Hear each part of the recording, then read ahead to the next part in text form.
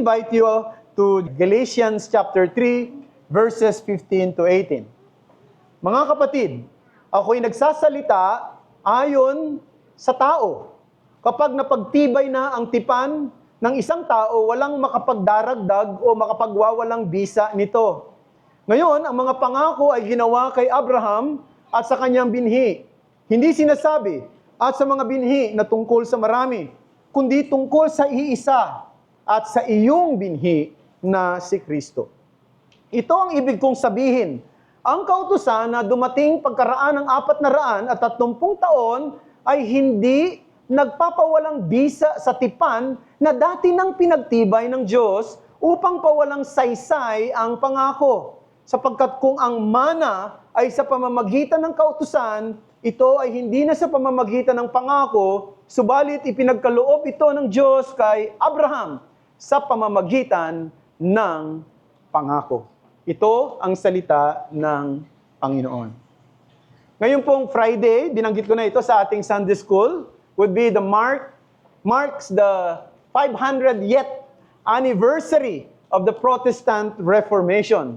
So over 5 centuries ago, ang isang German monk na ang pangalan ay si Martin Luther ay pumunta mula sa kanyang monastery across tungo sa Wittenberg at pumunta siya doon sa isang castle, ang tawag na Castle Church, at kanyang ipinaskil ang dokumento na kung tawagin ay 95 theses o 95 statements. At ito pong ginawa niya ay isang invitasyon para sa isang pampublikong discussion. Naglagay siya ng isang 95 theses. That was October 31, 1517 at calling for a discussion. Pagkatapos nun, it opens up to many things about the biblical doctrine. And one among Luther's greatest rediscoveries was the so-called doctrine of justification by faith alone, through Christ alone.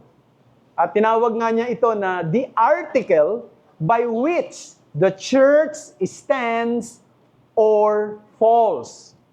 So ito pong usapin na may kinalaman sa pagdideklara o pagpapawalang sala sa isang makasalanan sa pamamagitan ng pananampalataya lamang kay Kristo at hindi sa gawa ng kautusan, ay hindi lang crucial sa usaping pangdoktrina na dapat tinitindigan ng isang iglesia, kundi ito ay profoundly personal.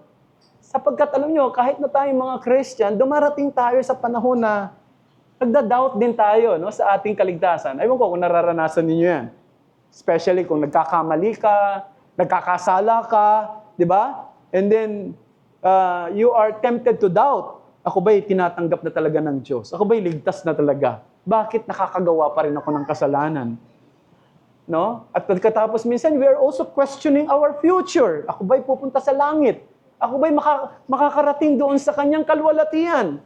At itong pinakamahalaga na doktrinang na-rediscover ng mga reformers na ang pag-aaring ganap o ang pagpapawalang sala sa isang tao ay hindi nakadepende sa performance mo. Sapagkat anumang kaya mong gawing mabuti ay laging kulang sa harapan ng isang matuwid na Diyos. Ang pagpapawalang sala ay nakadepende sa ginawa ng iba. At yung iba na yan ay walang iba kundi si Jesus. At dahil doon, kapag naintindihan natin ito, ito'y nagbibigay ng kapayapaan sa ating puso. Nagpapatibay ng ating pong paniniwala ng isang totoong mananampalataya ni Jesus kailanman hindi mawawala sa Kanya. Indeed, as sinners, there's nothing we can prove ourselves worthy of God's acceptance. Hindi natin kinakailangang patunayan sa Diyos na tayo katanggap-tanggap sa Kanyang harapan. Kasi kung ikaw ay abala sa pagpupumilit na makuha ang pabor ng Diyos, para ka lang isang aso na tinutugis niya yung kanyang buntot, chasing its own tail. No? You are forever striving but never arriving. The good news is this: Christ has already done it all for us. If you are a true believers, if you are a true Christians. And this is what Paul has been defending, emphasizing, and proving throughout his discourse in this epistle. Mula sa simula ng kanyang sulat sa Galatia, no, inintroduce niya na yung mga dakilang temang ito. Justification by faith alone. Pero sa pagkakataong ito, meron pa siyang isa pang mahalagang tema na ipinasok. Ito yung patungkol sa tipan ng Diyos. At ito yung ating tatalakayin ngayon. Pero gusto kong sabihin, hindi pa tapos si Pablo sa pagtalakay niya sa tipan. Mas magiging detalye ito pagdating sa chapter 4. Sapagkat ang pagkaunawa natin sa katotohanan ng tipan ng Diyos ay hindi lang magbibigay linaw sa ating kaligtasan, kundi ito ay magbibigay linaw sa pagbabago ng ating buhay. Nais kong sabihin, mga kapatid, kapag naintindihan natin yung pakikipagtipan ng Diyos sa isang makasalanang tulad natin, hindi lang kaligtasan ang binibigay nito, hindi lang assurance, buhay ang ibinibigay nito. Sigla ng paglilingkod ang binibigay nito sapagkat ipinahihiwatig sa atin na ang kaligtasang ginawa ni Kristo ay hindi kailanman mababawi at hindi kailanman masisira para sa mga tunay na mananampalataya niya. Yan ang mensahe na gusto kong bigyan ng pansin. Christ is the ratified promise that makes our salvation sure and irrevocable. Si Kristo ang pinagtibay na pangako ng tipanan upang bigyang diin na ang kaligtasan na kanyang ibinibigay sa mga makasalanang nanampalataya sa kanya ay tiyak at hindi mababawi at hindi kailanman mababaliktad. I have 3 headings. First of all, let's look at the peculiar concept of divine covenant. Secondly, the promised Christ of divine covenant. And then, last but not the least, the profound contrast of the divine covenant. So, unang-una, the peculiar concept of the divine covenant. Basahin po natin uli, yung talata ay 15, basahin natin sa ESV. To give a human example, brothers, even with a man-made covenant, no one annuls it or adds to it once it has been ratified. Now, napaka-brilliant ng presentation ni Pablo at pagbibigay pruweba ni Pablo patungkol sa kaligtasan na ito ay sa pamamagitan ng biyaya lamang, sa pamamagitan ng pananampalataya lamang kay Kristo lamang. Pinakita niya na ito ang totoo sa pamamagitan ng revelation na ibinigay ng Diyos sa kanya, sa pamamagitan ng kanyang sariling karanasan, sa pamamagitan ng mga historical evidence, highlighting the curse of the law upon those who fail to obey it completely.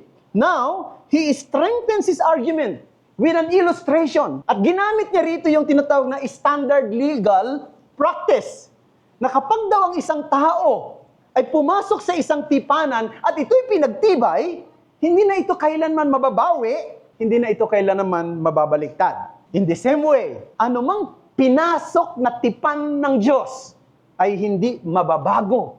Ito ay permanente na. Now, alam niyo mga kapatid, merong dalawang sense yung covenant. Dalawang sense. Yung una, yung tinatawag nating agreement or arrangement between two parties. Ang tawag doon ay tipanan. Ang isang, marami tayo pwedeng gamitin halimbawa, pero siguro pinakamalapit na halimbawa, yung covenant ng mag-asawa.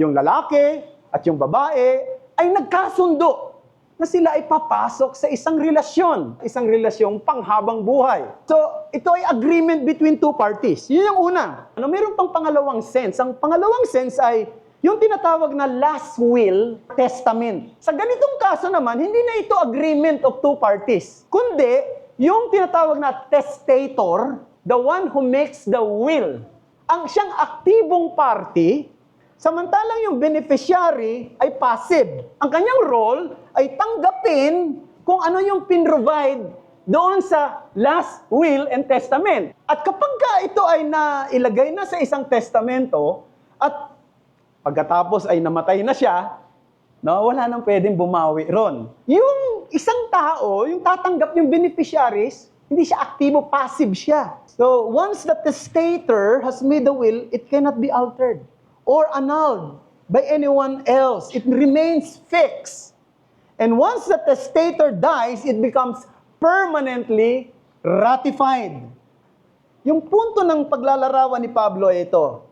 Kung ang covenant daw na may kinalaman sa tipa ng pangtao ay tinatrato natin ng may respeto, iginagalang natin sapagat ito ang hinihingi ng batas, gaano pa kaya yung tipa ng ang Diyos mismo ang siyang gumawa.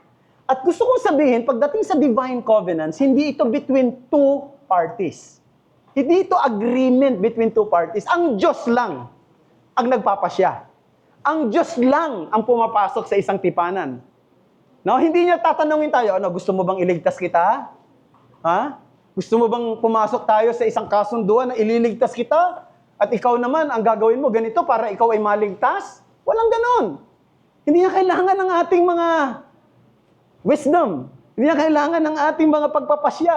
Hindi niya kailangan ng ating mga opinion. Siya ang nagpapasya kung sino ang gusto niyang iligtas. Siya ang nagpapasya kung sino ang bibigyan niya ng pananampalataya. Siya ang nagpapasya kung sino ang ibibilang niya sa kanyang tipanan. Yun yung ibig sabihin ng divine covenants. Ay ano yung implikasyon nun, mga kapatid? Dalawa.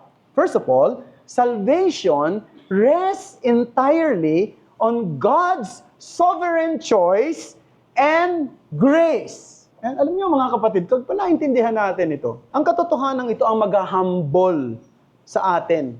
Aalisin nito ang anumang kayabangan na nandito sa puso natin. Pinaaalala nito na wala tayong ambag pagdating sa kaligtasan natin. Ano bang inambag natin sa kaligtasan kundi ang ating kasalanan?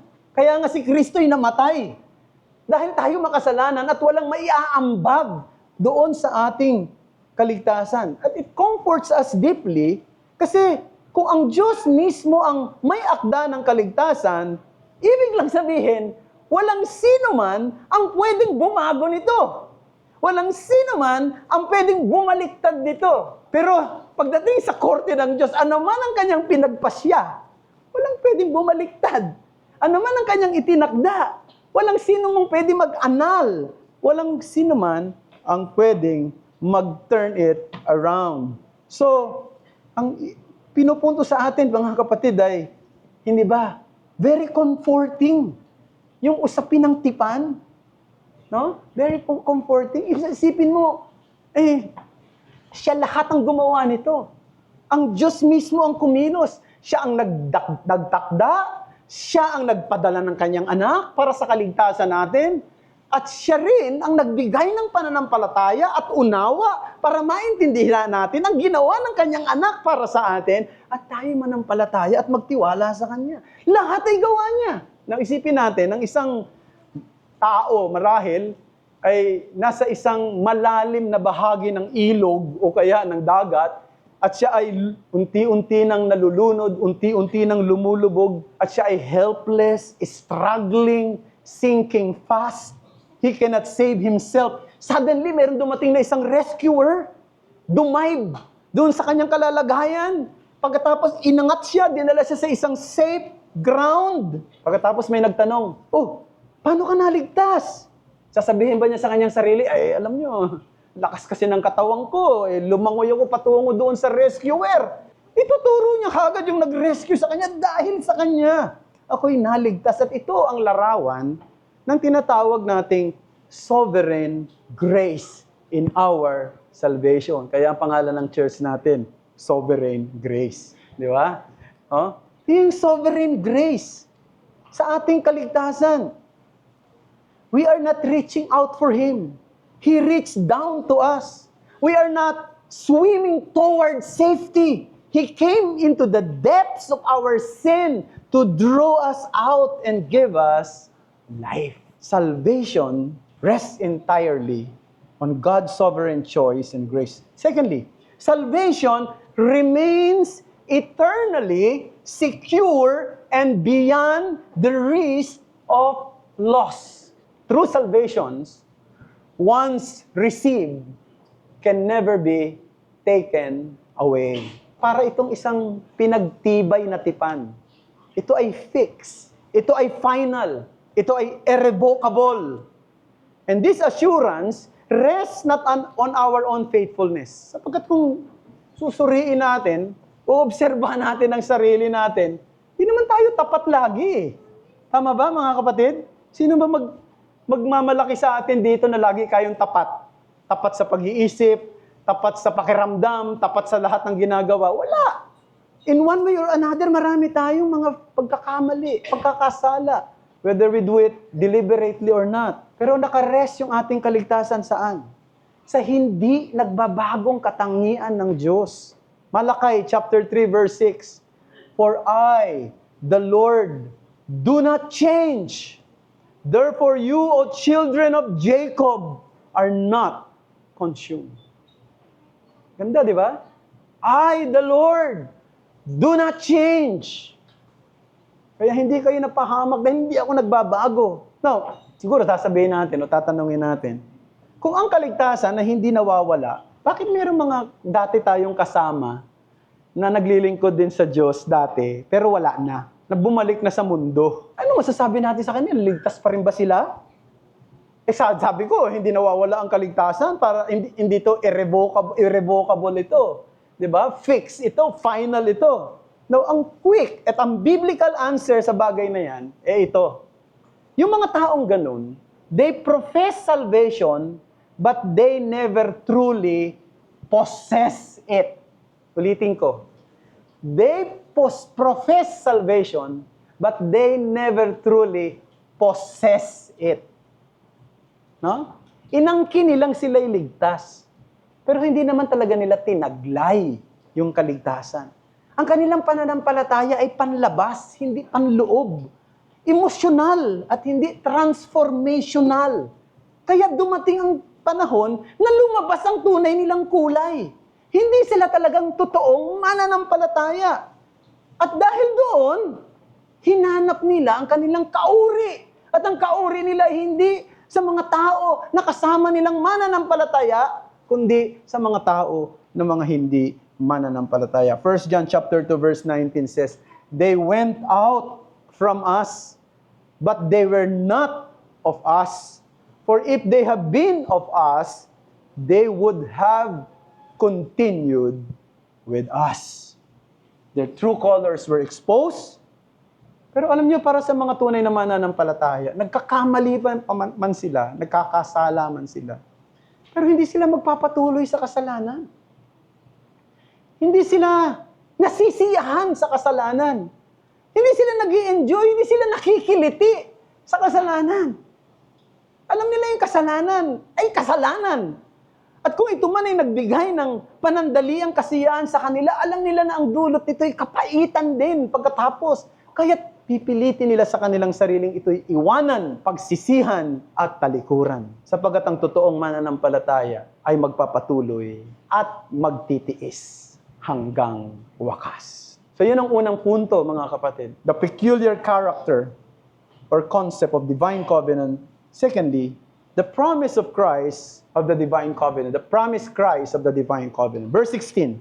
Now the promises were made to Abraham and to his offspring. Ito gusto kong pansinin niyo yung gamit ng salita ni Pablo rito ng malinaw para maintindihan natin. Now the promise were made to Abraham and to his offspring. It does not say and to offsprings with S. Referring to many, but referring to one. And to your offspring who is Christ. Anong binibigyang pansin ni Abraham dito?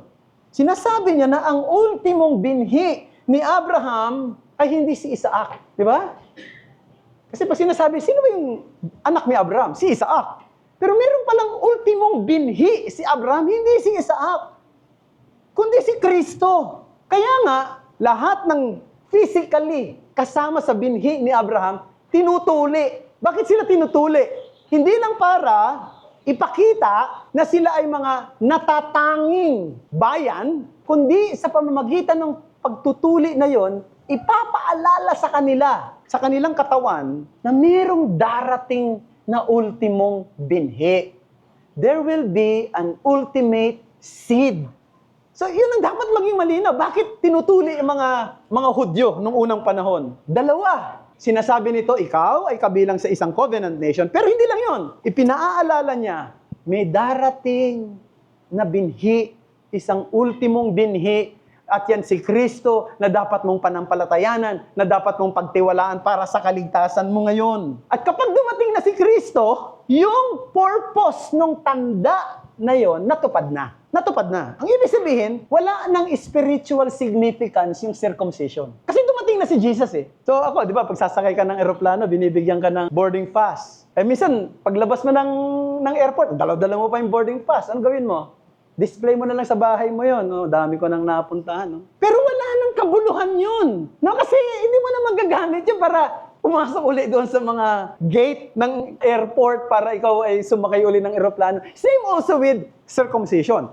Kung ikaw magpapa-circumcise, so maaaring ang pwede nating sabihin, sinicircumcise ang tao dahil yun ay bahagi ng kultura. Pangalawa, hygienic purpose. Pero walang spiritual significance. Walang spiritual significance yun. Kasi tapos na. Dumating na si Jesus. So anong dalawang bagay na dapat maintindihan natin doon sa punto na yun? First, the fulfillment is found in Christ. The covenant was entirely centered on Jesus Christ. It looked forward to His coming and fulfillment.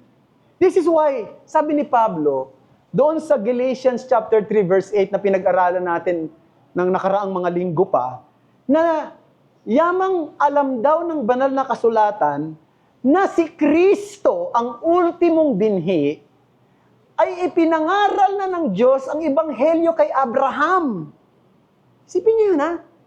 Pinangaral na ng Diyos ang ebanghelyo kay Abraham patungkol sa isang darating noon pa. So the promise given to Abraham was, in essence, good news yun. Yung hinihintay niya na darating na siyang magiging katuparan para yung pangakong siya ay magiging ama ng maraming mga bansa at sa pamamagitan niya ay pagpapalain ng maraming pamilya sa lupa, pinanampalatayanan niya yun. At nung dumating si Kristo, yun na yung katuparan. Every aspect of the covenant pointed to Jesus as the ultimate fulfillment, as the source of salvation, both Jews and Gentiles alike.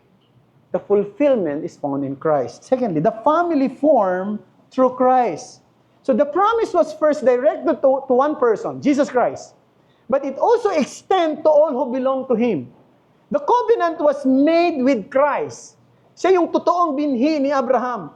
Pero sa sino mang nanampalataya kay Abraham, kay Jesus Christ, yung pangako para doon sa ultimong binhi, maisasalin din sa kanila. Sabi ng isang Puritan, pangalan si William Perkins, the promises made to Abraham are first made to Christ, and then in Christ to all that believe in Him. So dito makikita natin, mga kapatid, believers are so closely united to Christ that what belongs to Him become ours. Sa Panginoong Jesucristo, ang Hudyo at ang mga Hentil ay nagkasama bilang isang espiritual na pamilya. Sa pamamagitan ni Kristo, nabuo ang isang bayan, isang bansang banal, na hindi nakakonfine sa isang location, hindi nakakonfine sa mga pare-parehong lingwahe, naka-spread across sa ating mundo sa pamamagitan ng pananampalataya. Kay Kristo,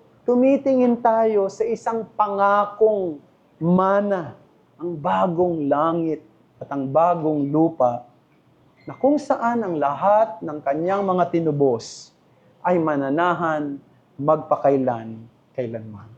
Kaya magandang itanong nyo sa inyong sarili, ako ba'y nakay Kristo na ngayon?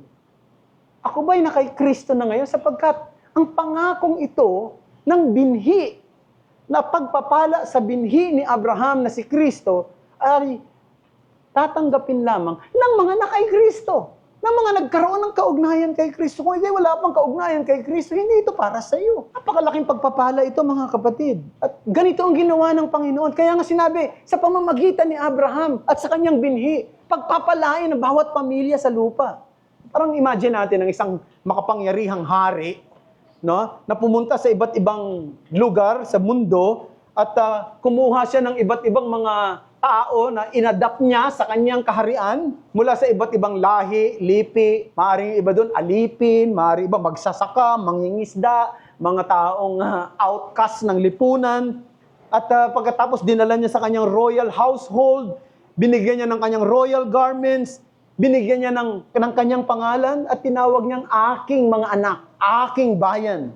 Ganun natin pwedeng ilarawan yun eh. O ilarawan natin yung, alam niyo yung quilt, yung tela na pwedeng gawing kumot o kung ano man, gamit ng iba-ibang tela. Nakakita na ba kayo? Yung parang mga hinabi na isang klase ng, pwede nating sabihin kumot yan o kung ano man, kortina yan o something, na hinabi siya sa iba't ibang kulay at iba't ibang klase ng tela. Pinagsama-sama para maging isang bumuo ng isang display na kumot, kortina, or what, anything na pwede nating sabihin. Yan ang ginawa ni Kristo. He takes believers from every tribe, tongue, and people group and soothes them together into one holy nation. And that holy nation is called the church. Meron pa ring diversity, pero mayroong unity in diversity. May pagkakaisa sa pagkakaiba-iba. Yun yung thread na ginawa ng redeeming grace ng Panginoon. Let's go to the last heading. So nakita natin the peculiar concept of divine covenants, the promised Christ of the divine covenant. Thirdly, in the last, the profound contrast of the divine covenant. Verses 17 to 18. This is what I mean. The law, which came 430 years afterward, does not annul a covenant previously ratified by God, so as to make the promise void. For if the inheritance comes by the law, it is no longer comes by promise, but God gave it to Abraham by a promise. Now at this point, mapapansin niyo mga kapatid, gumawa ng contrast dito si Paul doon sa tinatawag na covenant of promise made with Abraham, and then the covenant of law made with, established through Moses. So, dalawang covenant na. Kinontrast niya yon. Anong relationship ng dalawa? Meron silang relationship. Complementary sila. Ang totoo. Pero they operate in different principle. Sa paanong paraan? Una, the promise, that's the covenant with Abraham, centers on God's action, while the law, the covenant with Moses, focuses on man's obligation. The distinction between the promise and the law becomes clear. No? Dito sa mga sinabi rito ni Paul. Sa covenant ng Diyos kay Abraham, pansinin niyo sa covenant ng Diyos kay Abraham, laging ang mababasa niyo ganito, I will. I will. I will. I will make you a great nation. Through you, I will make you, through you, blessings through many families of the earth. I will. I will. I will. Diba? Yun ang covenant of the promise. Samantalang dun sa covenant of law, made and established with Moses, ano mababasa natin? Especially sa Ten Commandments. You shall. You shall. You shall make other gods. You shall not make other gods before me. You shall not make images. You shall honor or observe Sabbath. You shall not make the name of the Lord in vain. Nakafocus sa obligation natin. Nakafocus doon sa gagawin natin. Samantalang yung covenant of promise, nakafocus sa ginagawa ng Diyos. Ano yung hina-highlight sa covenant of promise? Katapatan ng Diyos. Anong hina-highlight sa covenant of law? Pagsunod ng tao. So, the promise centers on God's action. The law focuses on man's obligation. Secondly, the promise came first, therefore takes precedence over the law. Di ba? Ano yung una? Anong una? Promise or law? Promise. Tama? Sino na una? Si Abraham, si Moses? Sasabihin niyo siguro, tinatanong pa ba yan? Ha? Parang nung pumunta kami sa immigration ni Matt, no? Tinanong siya nung yung immigration officer eh. Sabi niya, sinong nauna? Si Moses o si Joseph? Nag-isip pa si Matt, no? Siyempre si Joseph. Kahit na si Moses ang sumulat ng Genesis, si Joseph ang nauna. Ngayon, ano ang pagitan? Sabi ni Pablo, ano ang pagitan ni Abraham at saka ni Moses? Sabi ni Paul, 430 years. So, nagbigay ng promise. After 430 years, nagbigay ng law. So, anong punto rito? Bakit binabanggit ni Pablo yon? Ibig lang sabihin, kung ang pinag-uusapan natin ay yung kahalagahan o yung priority, mas mataas yung priority natin pagdating sa promise kaysa sa law. Kasi, mga kapatid, sabi, noong nanampalataya si Abraham sa pangako, siya daw ay itinuring na matuwid ng Diyos. Wala pa yung batas, wala pa yung written law. Wala pa yung 10 Commandments in written form. Tinuring na siyang matuwid. Diba? Kung halimbawa, mahalaga yung law kaysa doon sa promise, walang kabuluhan yung kay Abraham. Kasi patay na si Abraham bago dumating yung law. Ang punto rito sa atin, mga kapatid, the law came in written form to make us realize more that we are helpless and we need to believe in the promise. Bakit ibinigay yung batas? Ba't ibinigay kay Moses? Para lalo nating makita, tayo ay walang magagawa. Para sa kaligtasan natin, kailangan nating manampalataya doon sa pinangako na binhi kay Abraham. So pag binabasa ng mga Israelita yung written form ng law, ang maaalala nila ngayon, ang makikita nila, naku, hindi natin kayang gawin to. Kasi pagtingin pa lang natin, nagkasala na tayo. Para bang, pagtingin mo pa lang sa salamin, kitang-kita mo kagad meron ng dumi sa mukha mo. Anong gagawin mo? Dapat ang maging reaksyon ng mga babasa ng batas, pabalik sila kay Abraham. Sa pangako ng Diyos kay Abraham. Doon sa binhi ng pangako, panampalatayanan nila yon. Sapagkat yun ang siyang pag-asa ng isang makasalanang tulad nila. No? Nakita niyo mga kapatid? Ganun katindi yung biyaya ng kaligtasan. Si Jesus ang gumawa ng lahat. Ang Panginoon ang gumawa ng lahat. Ang totoo, wala tayong bahagi. Pagdating dyan sa bagay na yan. Yung batas binigay sa atin, para sabihin sa atin, helpless ka, hopeless ka. You need faith to the one being promised. Kaya pagka tayo nanampalataya doon sa pangako, anong gagawin? Wala tayong pwedeng iambag. Ay dito tinitira uli niya yung mga Judaizers. Hindi pa pwedeng magsama yung pananampalataya at gawa para ikaw ay maligtas. Manampalataya ka lang, no? Pagtiwalaan mo lang yung kanyang salita. No? Pero I cannot do anything to make it happen. What I can do is to just trust the promise. Same also is true, brethren, pagdating sa God's covenant promises. Siya lang ang pwedeng mag-fulfill nun. Ang Diyos lang. Ang kailangan lang natin pagtiwalaan yung kanyang salita. We cannot earn it. We can only believe and trust the promise. Diba? Nung alala ko nung bata pa ako, no? Lagi yung pangako ng mga magulang ko, pag birthday ko, pupunta kami sa COD, manonood. Alam niyo, hindi na naabutan ng marami sa inyo rito yan, no? Sino nakaabot ng COD? Taas ang kamay. Ha? Walang gustong umaming matanda na sila. No? Alam niya ng mga may edad na rito. Di ba? May pasyalan nung araw sa Cubao. Sa Cubao, pagdating ng Christmas, meron doon palabas para sa mga bata. Kung natawagin yung COD. May mga parang estatuang gumagalaw-galaw doon sa taas. Manonood yung mga bata. Yan ang pangako lagi sa akin, naalala ko. Pag birthday mo, pupunta tayo sa COD. Natutupad, minsan hindi. No? Natutupad, minsan hindi, mga kapatid.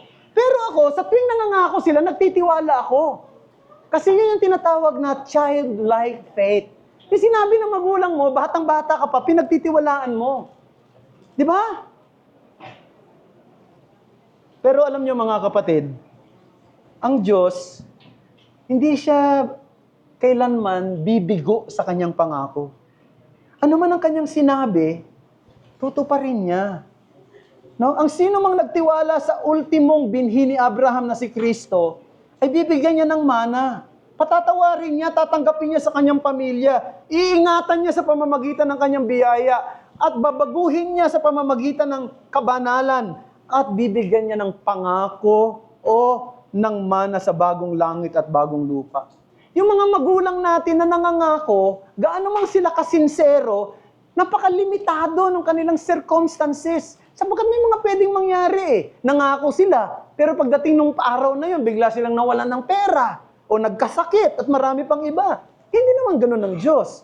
Ang Diyos ay isang sovereign, ang Diyos ay faithful, ang Diyos ay powerful. He always accomplishes what He wills. Naintindihan niyo yan, mga kapatid? Kung ganun ang Diyos, nangako siya sa atin ng mga mananampalataya ng isang dakilang pagpapala, papaano tayo tatalikod sa Kanya na nagligtas sa atin? Papaano na tayo titigil sa paglilingkod at pagsamba sa Kanya?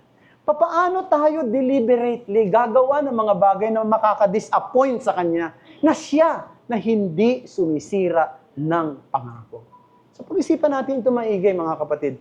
Sana ma-encourage tayo na magpatuloy sa ating paglilingkod at pakikibaka sa buhay na ito dahil mayroong blessing na dumating sa atin na hindi kailanman mawawala.